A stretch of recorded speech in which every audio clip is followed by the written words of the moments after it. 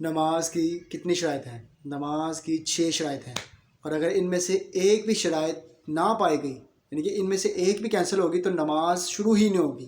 نماز قبول ہونے کی بات بعد میں ہے، نماز شروع ہی نہیں ہوگی. تو پہلے نمبر 1 جو ہے وہ ہے طہارت. تو طہارت سے مراد کہ انسان کی پاکیزگی ہونی چاہیے، انسان کے اوپر کوئی غلاظت کسی قسم کی نہ ہو. غلاظت سے مراد کہ نجاست غلیظہ اور نجاست خفیفہ. نجاست غلیظہ سے مراد کہ جو پخانہ پیشاب وغیرہ ہے جو ایک درہم سے زیادہ اگر کپڑوں پہ لگا ہو تو نماز نہیں ہوگی. تو 1 درہم سے مراد کہ ایک ہتھیلی کھولیں اور اس کے درمیان جتنا پانی ٹھہرتا ہے نا اس جتنی جو ہے نا وہ طہارت غلیظہ ہوتی ہے. اور یہ پخانہ پیشاب وغیرہ جو انسانی پخانہ پیشاب ہے. اور غلاظت خفیفہ جو ہے وہ نجاست خفیفہ جو ہے وہ ہے کہ جس طرح جانور یعنی کہ گوبر کا جو ہے نا چوتھائی حصہ، کپڑے کا چوتھائی حصہ، یعنی کہ اگر پورا جسم ہے اور ایک بازو لے لیں، ایک بازو پر اگر لگی ہوئی ہے، اس سے اگر بازو پر لگی ہے یعنی کہ جتنی بازو پر 1/4 یعنی کہ کپڑے کا چوتھائی حصہ جو ہے نا اتنی لگی ہو تو نماز ہو جائے گی. اگر اس سے زیادہ ہوگی تو نماز نہیں ہوگی. یہ غلاظت خفیفہ ہوتی ہے، یعنی کہ اس سے مراد گوبر وغیرہ جو جانور کا گوبر ہوتا ہے، گائے وغیرہ کا، اس کو کہتے ہیں یہ جو ہے نا نجاست خفیفہ. اور جو اس میں یعنی کہ اگر آپ کے جسم پر یا آپ کے کپڑوں پر لگی ہے تو آپ اس کو پہلے پاک کریں.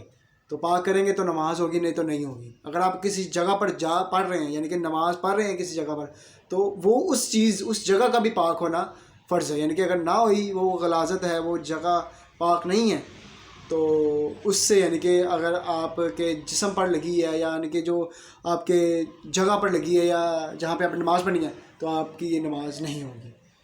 تو ہاں اگر کوئی مسلح وغیرہ ہے یعنی کہ اس کے اوپر بچھا لیں، اتنا موٹا ہو کہ وہ جو غلاظت ہے وہ اس کی بو یا اس کی جو رنگت ہے وہ آپ کو نہیں نظر آ رہی تو پھر وہ نماز ہو جائے گی.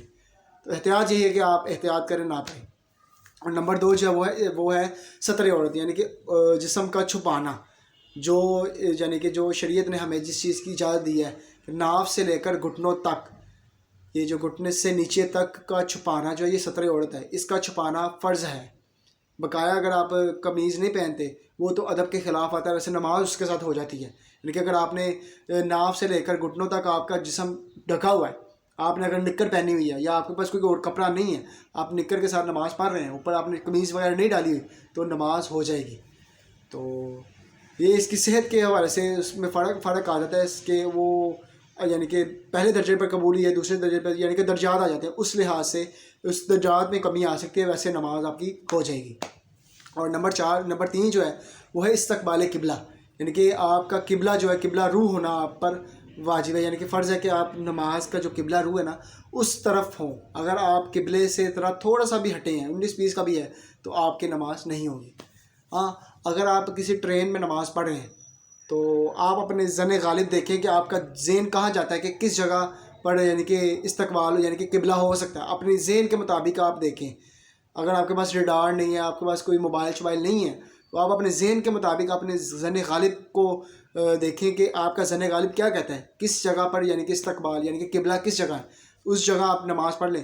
ہاں نماز پڑھنے کے بعد آپ کو بعد میں معلوم ہوا کہ قبلہ تو میرے اپوزٹ سائڈ سے، یعنی کہ آپ نے سیدھا نماز پڑھی اور جو قبلہ تھا وہ اپوزٹ سا، تو آپ کی نماز ہو جائے گی، دوبارہ پڑھنے کی ضرورت نہیں ہے. تو استقبال قبلہ کا ہونا بھی ضروری ہے.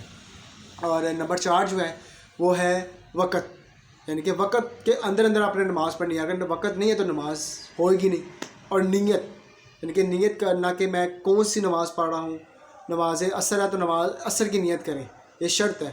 نماز عصر ہے یعنی کہ 4 فرض نماز عصر واسطے اللہ تعالیٰ کے منہ قبلہ رو، یہ جو یعنی کہ نیت ہے یہ آپ پر کرنا شرط ہے.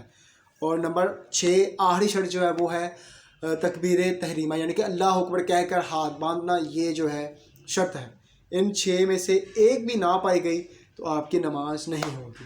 اللہ تعالیٰ ہمیں دین کی سمجھ عطا فرمائے. آمین.